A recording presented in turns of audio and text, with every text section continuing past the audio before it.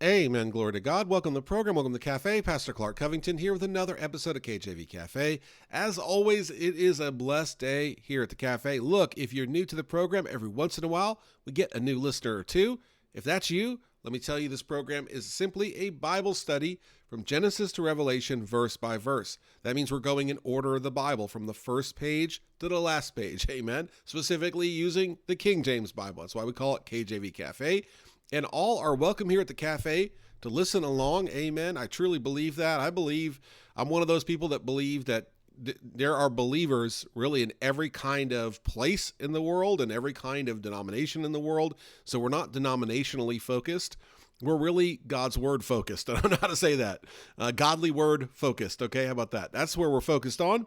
And we just look at God's word each day, 15 minutes at a time, right? And we typically use this kind of structure. It's very simple. Number one, underlying everything is the Bible is true. Like everything in the Bible is true. Noah's Ark is true. The resurrection is true. Jonah getting swallowed by the whale is true. Everything in the Bible is true. Okay, so that's the point of view from the teaching, and that would be lining up with a fundamental point of view, right? Also, too, we look at it in terms of what did it mean then, what does it mean now, and what does it mean to you, right? So three different ways of looking at it. Look at the scripture. What did it mean literally in the context of the scripture? Comparing this verse with that verse, just looking at it, what did it mean? Very, very point blank. What does this mean? Okay. Secondly, what does it mean now? In the day that we're living in, what does this scripture mean? What does it point to? And thirdly, what does it mean to you? What is the personal application? That might be what you would say. What is the personal application? What does it mean to you personally? Like, how can you take this and live this out in your life? And just the way God made me, I'm a fairly practical person, as in I appreciate practicality, practical advice, takeaways, things I can do. Sometimes I'd sit through a service, and trust me, I've sat through many services over the years. I was the video guy for many years, and we'd have guest preachers and revival side, the video guy for all different kinds of preachers and different places.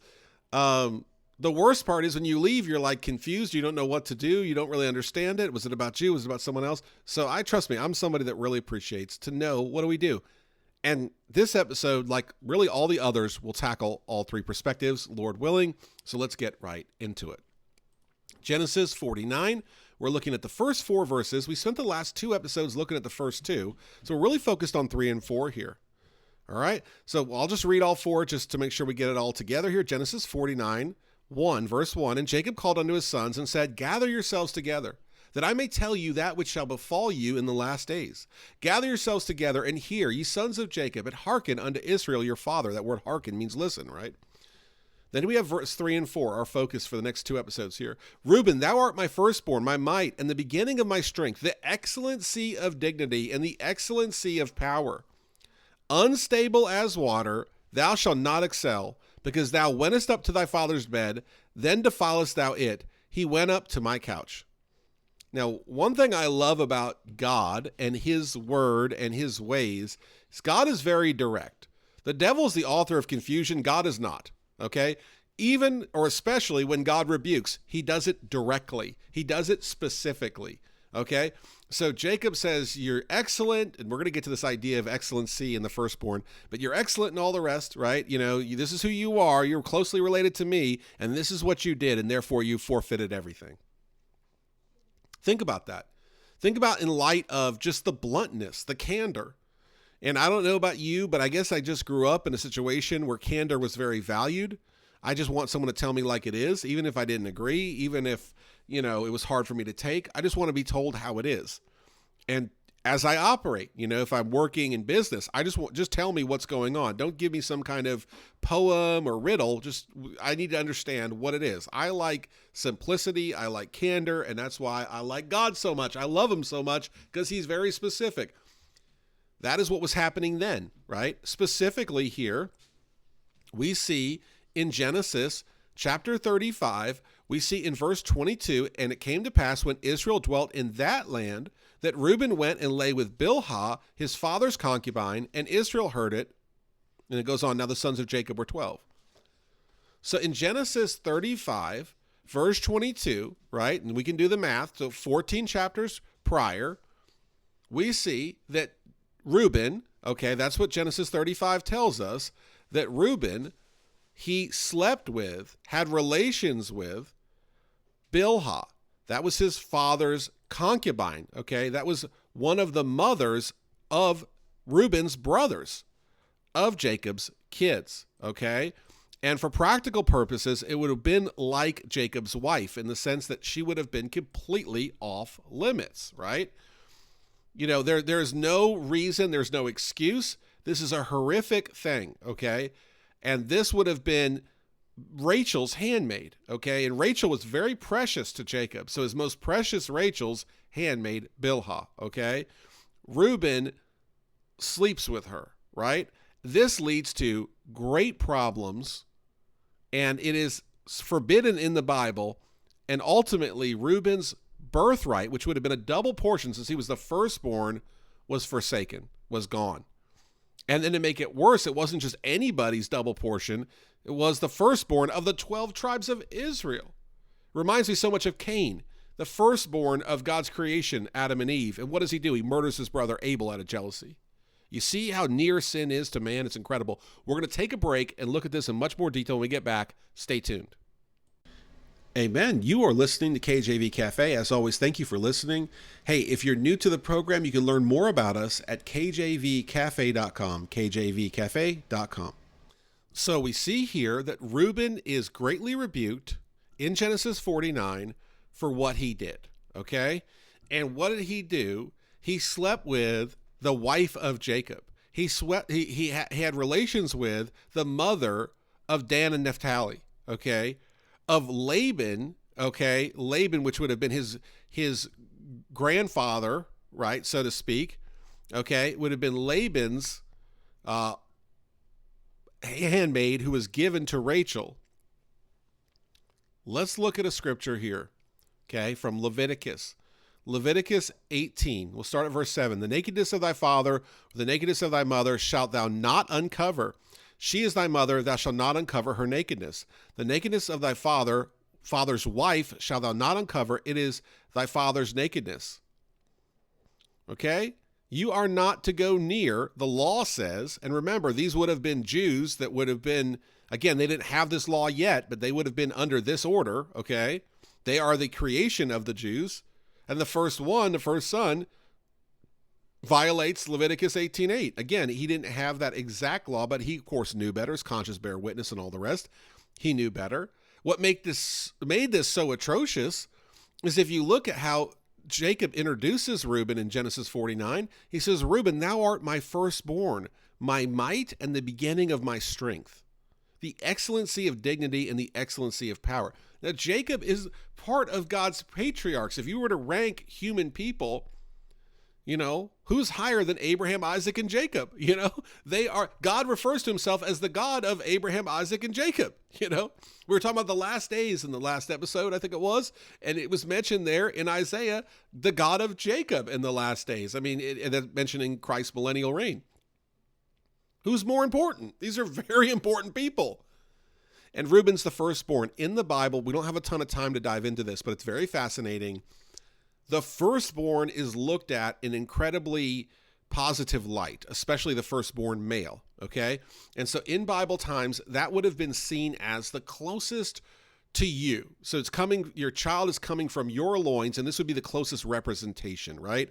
Almost as if the more kids you had, there was a little dilution going on, you know?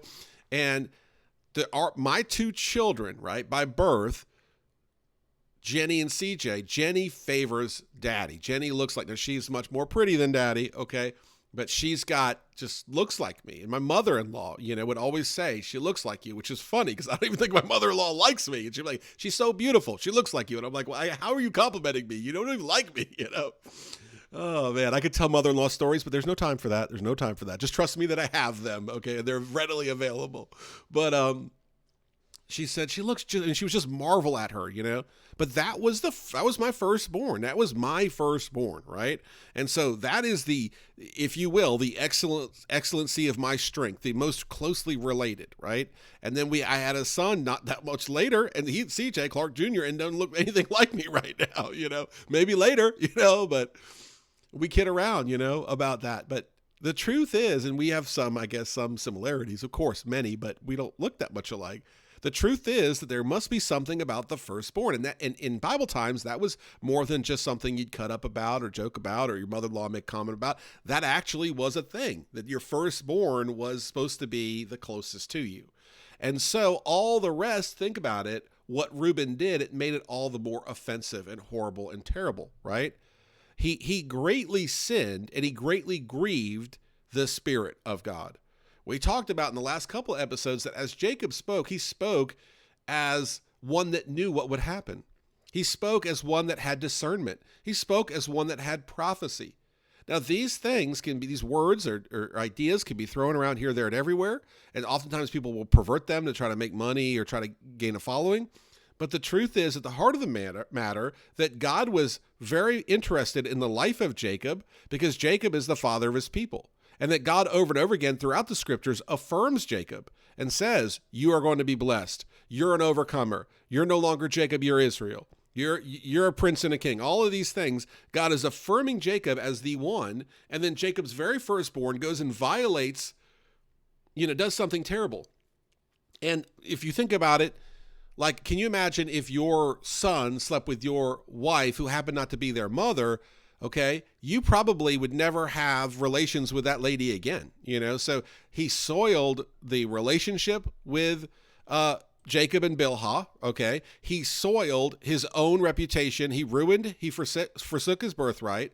He also, too, soiled really the memory of Rachel, because this was Rachel's handmaid who was given by Rachel's father, Laban, okay? And Rachel is precious to Jacob. On top of that, certainly you don't think that Bilhah's two children, that Rachel claimed as her own, right? But those two children, Dan and Naphtali, are really going to love Reuben too much since, I don't know, he's messing around with their mom, and this is supposed to be their he is their half brother, right? So he's creating family discord. By the way, if you want to get into the context of Scripture, comparing Scripture with Scripture, what do we see in that passage there in Genesis? I believe it is Genesis 35. What do we see? We see a time in which Rachel is dying. Okay, and we see verse 17 of Genesis 35. It came to pass when she was in hard labor. Oh my, that Reuben, while Rachel is in hard labor, okay, is doing this horrific thing. That the midwife said unto her, fear not, thou shalt have this son also. And it came to pass, as her soul was in departing, as she's dying, Reuben is doing this horrific thing, that she called his name Benoni, but his father called him Benjamin. So at the birth of Benjamin, this is happening. Verse 19, and Rachel died and was buried in the way of Ephrath, which is Bethlehem.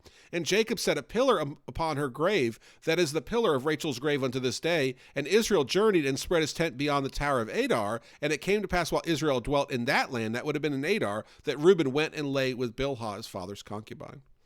And Israel heard it. Man, there's so many lessons here. So you have this horrific thing happen at a horrific time, right? And Rachel being so precious to Jacob. There's that really tender moment in which Jacob is talking to Joseph and blessing Joseph's kids and adopting them as his own. And he mentions Rachel's death there. Just kind of out of the blue almost. It's that tender moment. It was on his mind, amen? His love for Rachel surpassed his love for anybody else. And while he is mourning from this, okay, he's journeying, he's putting his tent there beyond the Tower of Adar, E-D-A-R is how you say it, so Adar. What happens? That Reuben goes and does this horrible thing, which is another lesson, that you have these bad things happen often when someone's not around. And integrity is what we do when nobody's around, when nobody sees us. And man, I wish I could give some examples of that. But for time's sake, I've got to wrap up this episode a little bit, and we'll get to much more in the next episode. Think of what this means personally. We should make sure we're careful not to be wild or explicit. We should make sure we're very careful not to violate the things and commandments of God. Make sure we're very careful to wait for marriage. Make sure we're very careful to teach our young ones to wait for marriage. There's so much here. We'll get to much more in the next episode. Tune in then. Thank you for listening. Take care. God bless. Amen. Thanks for listening to KJV Cafe, and we'll see you at the cafe tomorrow.